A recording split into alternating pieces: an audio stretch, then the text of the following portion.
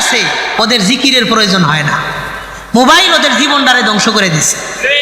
Mobile আমগো সমাজ ধ্বংস করছে, রাষ্ট্র ধ্বংস করছে, যুব সমাজ ধ্বংস করছে, পরিবার ধ্বংস করছে, শিশুদের জীবনটা পর্যন্ত ধ্বংস করে দিছে। পৃথিবীতে এমন কোন জিনিস এত ক্ষতি করে নাই এক মোবাইল মুসলমানের জীবনে যত ক্ষতি করছে। শুধুই মোবাইল। পোলাপান ভাত খায় না মোবাইল ছাড়া। চিন্তা করে, শুধুই মোবাইল জিকিরটারে নষ্ট করে দিচ্ছে। গত পরশুদিন আমার আগের মসজিদ গাজীপুর গিলারতলা কেন্দ্রীয় জামে মসজিদ, আমি 3 বছর জুমা পড়াইছি ওই জায়গায়।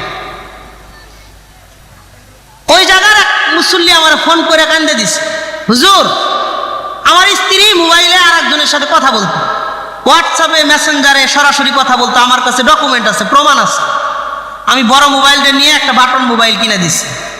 1 সপ্তাহ পরে কিছু বলে নাই, বাড়িতে গিয়া ডিভোর্স লেখা ডিভোর্স চিঠি মাধ্যমে পাঠিয়ে দিছে। দেখেন মোবাইল মা বোনদেরকে কোন পর্যায়ে নিয়ে গেছে। তারা স্বামী ছাড়তে রাজি আছে, মোবাইল ছাড়তে রাজি নাই।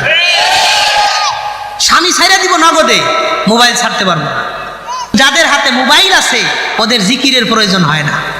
মোবাইল ওদের জীবনটারে ধ্বংস করে দিছে।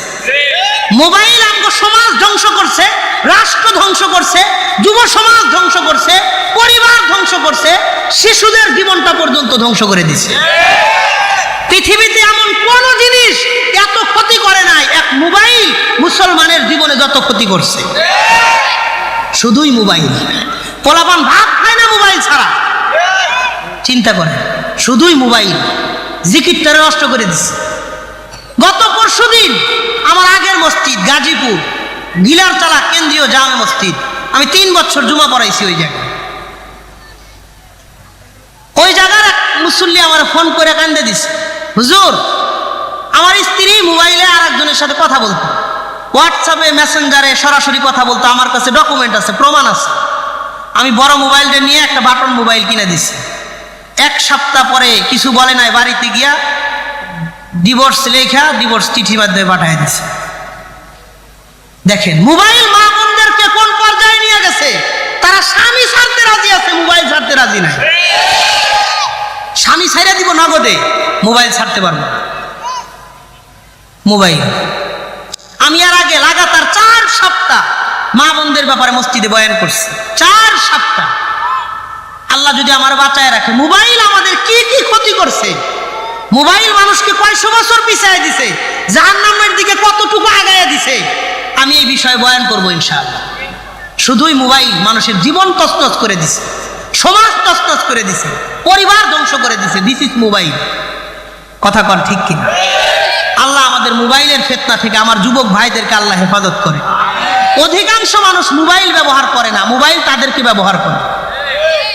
এই জন্য আমার এক ওস্তাদ বলতেন, মোবাইলের ওজন দুনিয়াতে বহন করা খুব সহজ, আখিরাতে এটার ওজন বহন করা খুব কঠিন। আবারও বলেন, মোবাইলের ওজন দুনিয়াতে বহন করা সহজ, মোবাইলের ওজন আখিরাতে বহন করা কঠিন, খুব কঠিন।